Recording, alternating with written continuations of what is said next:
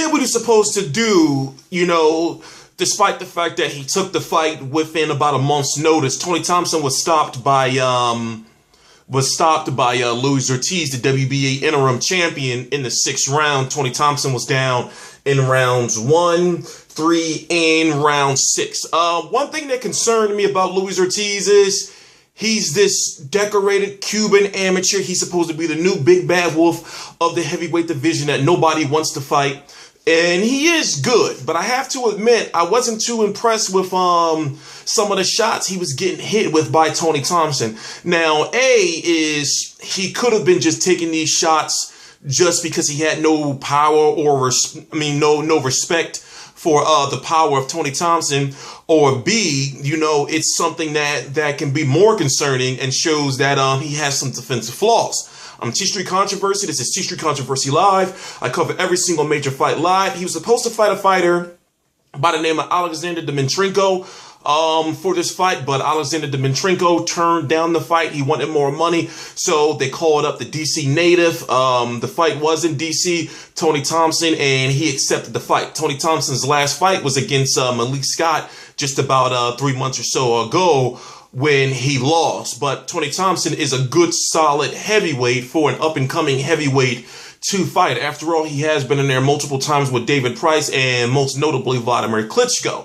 But now the question is, where does Luis Ortiz go from here? Well, he's in the WBA tournament to fight the winner of Tyson Fury versus Vladimir Klitschko. But see, first he has to get past a fighter by the name of Alexander Ustinov, who I believe may give Luis Ortiz some problems. He's about 6'8", about 260, 270 pounds, and he has good punch variety, and he can box. I'm still saying Luis Ortiz is going to beat him, but Alexander Ustinov is no slouch. Golden Boy is saying they're going to bring back Luis Ortiz on the Canelo versus Khan undercard, which is about 2 months away, and it's looking like he's going to be fighting Alexander Ustinov on that card.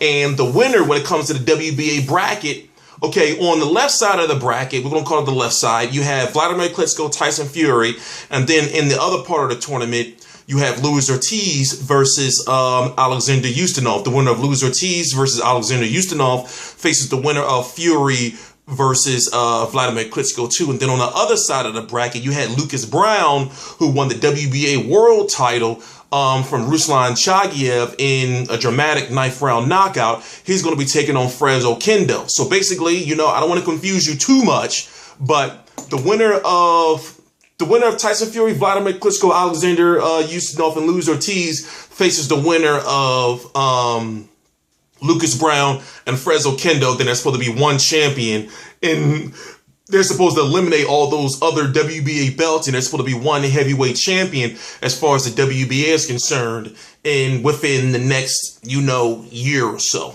As I said, I'm T-Street Controversy. This is T-Street Controversy Live. There's not really much to talk about. Luis Ortiz is good. There's a lot of fighters that don't want to fight him. He would give a lot of fighters problems. I would love to see him fight a Deontay Wilder in the future, but I really don't see it happening because they're not even on the same collision course.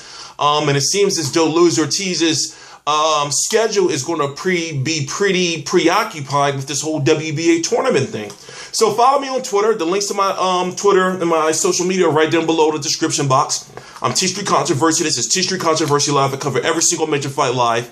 Please subscribe.